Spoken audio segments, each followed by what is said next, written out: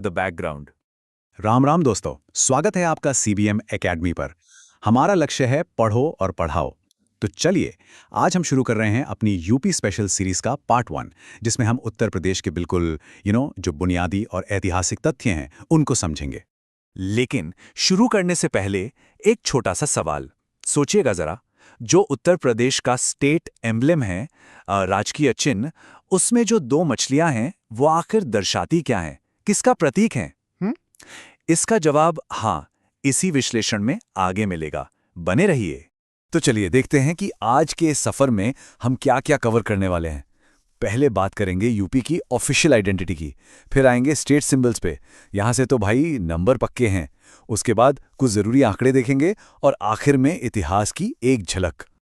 Okay, तो शुरुआत करते हैं अपने पहले सेक्शन से। चलिए देखते हैं कि उत्तर प्रदेश को इसका नाम और इसकी कैपिटल वो मिली कैसे। आखिर किसी भी राज्य की पहचान, राइट, वहीं से तो शुरू होती है। अब ये जो टाइमलाइन है ना, ये बहुत ज़रूरी है। इसको थोड़ा ध्यान से देखिएगा, क्योंकि यहाँ से अक्सर वो मैचिंग वाले क्वेश्चंस बन जाते हैं। तो सफ़र शुरू हुआ 1836 में, जब इसे कहते थे नॉर्थ वेस्टर्न प्रोविंसेस। फिर धीरे धीरे इसमें आगरा और उद जुड़े और आखिरकार 1937 में जाकर ये बना यूनाइटेड प्रोविंसेस, यानी संयुक्त प्रांत। और फिर देश की आज़ादी के बाद 24 जनवरी 1950, वो तारीख जब इसे अपना आज का नाम मिला, उत्तर प्रदेश। तो ये दो डेट्स 1937 और 1950, इनको जरूर दिमाग में रखिएगा। और हाँ, यहीं पे एक प्रो टिप।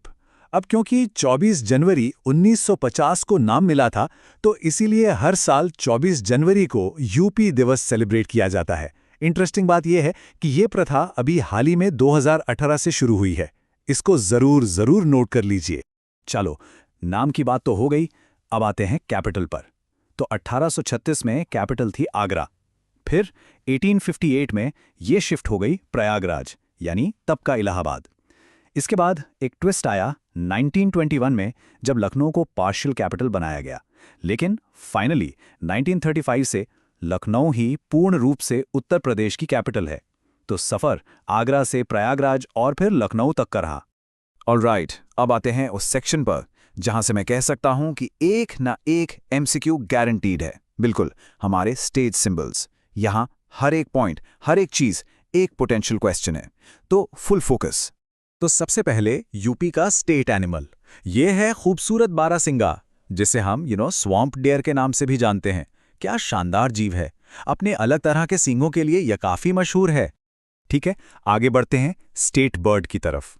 यह है सारस क्रेन, यानी सारस। कहते हैं ये दुनिया का सबसे ऊंचा उड़ने वाला पक्षी है। और एक खास बात, ये अक्सर जोड़ियों में दिखता है, जिसे प्रेम का प्रतीक भी माना जाता है। अच्छा, अब स्टेट फ्लावर, ये है पलाश, जिसे तेसू भी कहते हैं। और इसका एक और नाम है जंगल की आग, क्योंकि जब ये खिलता है तो पूरा जंगल लाल हो जाता है। और हाँ, इसके बारे में एक खास बात, इसे 2011 में स्टेट फ्लावर का दर्जा मिला था। तो ये साल 2011 याद रखना जरूरी है। भाषा की बात करें तो यूपी की फर्स्ट ऑफिशियल लैंग्वेज वो तो हिंदी है, 1947 से ही। लेकिन जो एग्जाम का फेवरेट है वो है सेकंड ऑफिशियल लैंग्वेज। कौन सी है? उर्दू। और इसे ये दर्जा कब मिला? 1989 में। ये साल 1989, इसको तो बस लॉक कर लीजिए। न जाने कितनी बार एग्जाम्स में आ चुका है। और अब वक्त आ गया है हमारे शुरुआती सवाल पर लौटने का। याद है, मछलियों वाला सवाल? तो देखिए, हमारा स्टेट एम्बलम 1938 में अपनाया गया। अब इसमें जो दो मछलियां हैं वो हैं अवध के मुस्लिम शासकों का प्रतीक। वहीं जो तीर धनुष है वो भगवान राम का प्रतीक है। और वो जो तीन तरंगे हैं वो दर्शाती हैं गंगा यमुना के पवित्र संगम को। तो देखा, ये चिन्ह, ये उत्तर प्रदेश की गंगा जमुनी तहजीब का कितना बेहतरीन उदाहरण है। ठीक है, अब थोड़ा सा नंबर्स का खेल हो जाए। अगले सेक्शन की तरफ बढ़ते हैं, यूपी बाय द नंबर्स। यहां हम उत्तर प्रदेश के एरिया और एडमिनिस्ट्रेटिव सेटअप से जुड़े कुछ इंपॉर्टेंट फिगर्स पर नजर डालेंगे। तो सबसे पहले टोटल एरिया। उत्तर प्रदेश का कुल एरिया है 2,40,928 स्क्वायर किलोमीटर। ये नंबर, इसको तो बिल्कुल याद कर लीजिए। अब इस नंबर को थोड़ा पर्सपेक्टिव में रखते हैं। ये जो एरिया है, ये पूरे भारत के टोटल एरिया का 7.33% है। सिर्फ 7.33%। ये फिगर याद रखना काफी आसान है। तो एरिया के हिसाब से यूपी की रैंकिंग क्या है इंडिया में? ये है चौथे नंबर पर, 4th। इससे बड़े 3 कौन से हैं? राजस्थान, मध्य प्रदेश और महाराष्ट्र। अच्छा, अब अगर एडमिनिस्ट्रेटिव यूनिट्स की बात करें तो यूपी में कुल 75 डिस्ट्रिक्ट्स यानी 75 जिले हैं और 18 डिविजन्स हैं जिनको हम मंडल कहते हैं। और एक एक्स्ट्रा पॉइंट, सबसे नया यानी 18वां मंडल अलीगढ़ है। चलिए अब थोड़ा सा वक्त में पीछे चलते हैं, आगे बढ़ते हैं और देखते हैं यूपी के प्राचीन इतिहास की कुछ इंपॉर्टेंट बातें। इससे पता चलेगा कि ये धरती आखिर कितनी पुरानी और कितनी महत्वपूर्ण है। और ये देखिए, ये कमाल का फैक्ट है। प्राचीन भारत के जो 16 महाजनपदास थे, उनमें से आधे यानी 8 महाजनपदास अकेले आज के उत्तर प्रदेश में थे। सोचिए, इससे इस जगह की ऐतिहासिक गहराई का अंदाजा लगाया जा सकता है।